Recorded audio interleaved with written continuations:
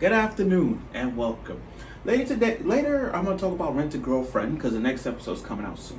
But today I want to talk about Super HxEros episode 10.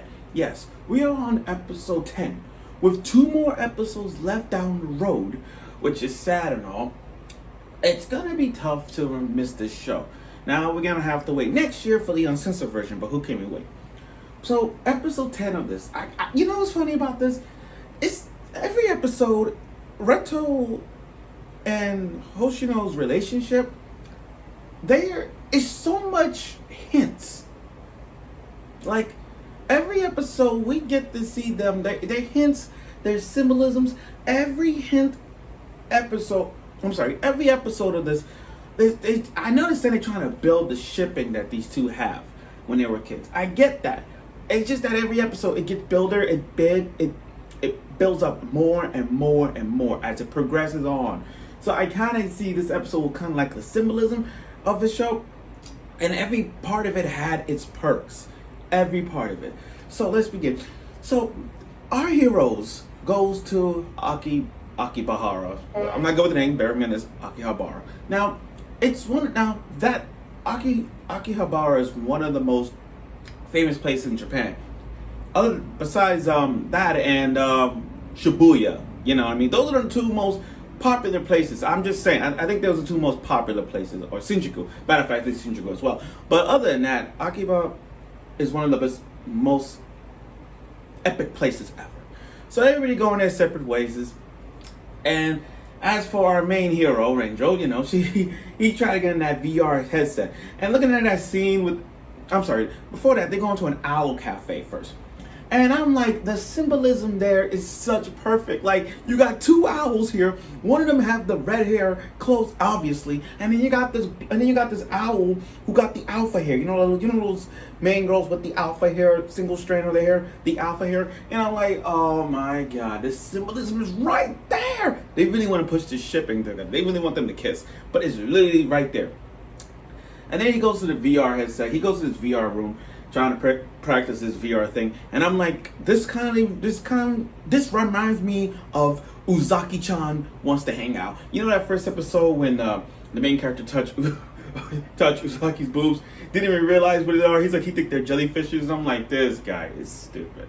So, but the other way around is, it's the coordinator from the Tokyo branch. She got in front of him, took off her shirt, and just grabbed it and didn't even realize what he touched. So it's right there, and I'm like, wow, this guy didn't even know what he's touching. I mean, he tried to feel it was real, but I don't blame him. It's the VR headset. Once you feel something, you don't know what you're touching. Now, as for Hoshino, on the other hand, she goes, her and her friends goes to this Eero shop and buy these sexy things. Basically, this mushroom thing, symbolism right there. And it was funny because each of them had its own perk about it. Like, there's giant mushrooms, there's a twin head mushrooms. You know what they mean. You know what that means. Even the girl with the eye patch, she about to be my top 5 favorite girl because she ain't afraid to get seduced, right? Like, she ain't afraid to seduce the main character, and that's a good thing. But now she realizes her competition is getting out of hand because not only you have this, but you have other girls surrounding him, so she has a hard time doing this. But I understand her past memories being taken away by the insect monsters in the early episode. I get that, why she's so hated. I get that. I don't blame her for that. But at some point in time when you have a dark succubus child side on you, you gotta let it go. You gotta let it out. So as you get to the train station, they was about to talk and all that. And I'm like, how dumb is this? How dumb is Hoshino to not look at the photo that Enjou took with the 2 owls? And then you go on saying, the one in the red looks so familiar. Are you stupid? Are you stupid? You don't see the red hair, the red on that owl. And you don't see the red hair, and Eto's right next to you. You don't see that. Who in the other show has red hair? It's so fucking obvious. It's literally right there. Now, as they got out, she dropped her hair ornament. This is where the symbolism comes in. This is why the shipping is there. For example, I'll give you perfect shipping. I'm a Poke shipper. Ash and Misty, I'm a Poke shipper to the core. Now, if you guys remember, Misty gave Ash her Misty lore, right?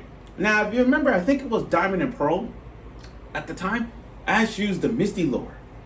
That's the symbolism of them being together forever. You know what I mean? That's the symbolism right there. I mean, Misty came back in Sun and Moon. That's another hint right there. So I'm telling you right now, oh, I'm a Poke shipper to the core, and that's a fact. Now, back to what I was saying. She dropped her hair ornament, and Red Toe wanted to get it back. Now, in her mind, she thought I could buy another one. But there was something about that hair ornament that says it all. It was a sign of proposal. That was a marriage proposal thing. Like, every anime has a symbolism of it's not just about a ring. Every anime ship, they have an object that ships, that a sign of proposal. That's how that works. So with the hair ornament that she had throughout their childhood, she had moments where she's like, I don't remember getting this, but it's cute. All that stuff. I like her flashback explains about before her hentai energy was taken away, she had this perverted thing around Eto when there was kids. And so she wore it, and she said it was cute, you know, being married, because she got the letter to say, marry me, all that. So she used that knowledge against him, even on battle. But she used the words marry me, and then used the hair ornament as a proposal. But then the next day, again, weeks after she was taken, after her energy, her H energy was gone, she became mean and grumpy around the main character. So that kind of makes sense. Now I like the train conductor when he's like, when they found her hair ornament. I like when they said, the train conductor said, a man gotta take the lead. You know what? That train conductor's not lying. A man gotta take the lead. And he tried to take the lead. And I'm like, you know what? This guy can do it.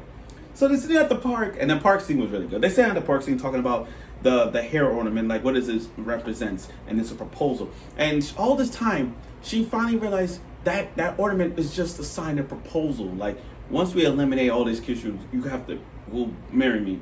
I mean, I'll think about your answer. Will you marry me? Yes or no? But if you cheat on me or any girls on you, I will never forget you.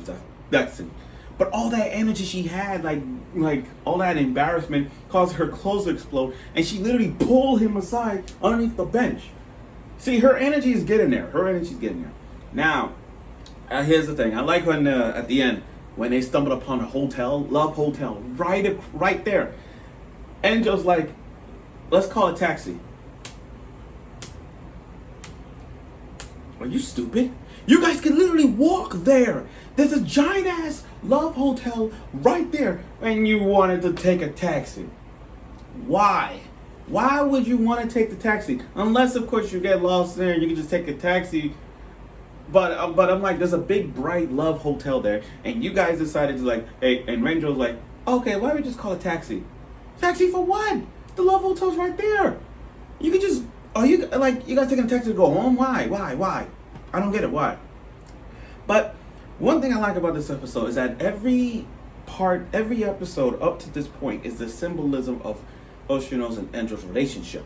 It builds up every little thing, and we get more and more feedback about everything that the symbolism is there, and that's what it does. Every episode has that symbolism, and like the owls, the hair ornament, everything about it speaks for them two to be together. I mean, the opening shows it. Yeah, the opening shows it. The fight scenes, they show it. Every episode has its moments, but they show why those two need to be together. And that's what episode 10 gave us. The fact that it gave us a lot, like, the fact that Enjou's opened up to himself saying, oh, I have a girl I like, and Hoshino not admitting it, but she knows she has a crush on Enjou, it's really obvious right there from the beginning these two are going to be together. It's not even wrongdoing, it's not a bad thing. I don't have a problem with that ship. It's just, it's there. And I think with 2 more episodes left down the road, there's gonna be a moment where they're gonna kiss, and then powers exploded. The power exploded. They're gonna use their final attack to take down every monster, insect, planet out there. That's what they're gonna do. So that's it for now, and thank you for watching this episode. I know this video is a little longer, but you guys get my point of what's going on in episode 10. So I look forward for next week's episode. So let's see where the future holds for those two, and so on.